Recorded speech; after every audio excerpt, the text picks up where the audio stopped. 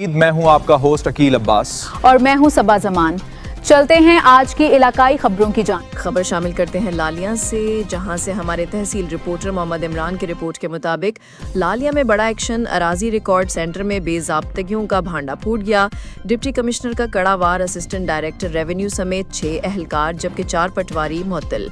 چینیوٹ کے تحصیل لالیاں میں اراضی ریکارڈ کے نظام پر بڑا وار، ڈپٹی کمشنر عائشہ رضوان نے مبینہ بے ضابطگیوں اور اختیارات کے ناجائز استعمال پر 4 پٹواریوں کو فوری طور پر معطل کر دیا۔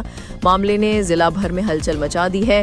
ڈپٹی کمشنر چینیوٹ نے اراضی ریکارڈ سینٹر میں مبینہ بے ضابطگیوں، حکومتی ہدایات کی خلاف ورزی، غیر قانونی زبانی انتقالات اور دیگر سنگین معاملات کا نوٹس لیتے ہوئے 4 پٹواریوں سمیت لینڈ ریکارڈ کے 6 اہلکاروں کے خلاف فوری کارروائی کی ہے۔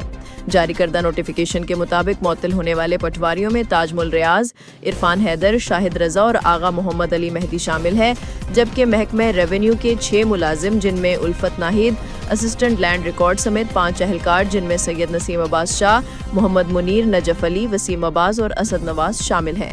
حکم نامے کے مطابق معطلی کے دوران متعلقہ اہلکار روزانہ ڈپٹی کمشنر آفس میں حاضری دیں گے، جبکہ Punjab employees efficiency, discipline and accountability act کے تحت باضابطہ انکوائری بھی شروع کر دی گئی ہے۔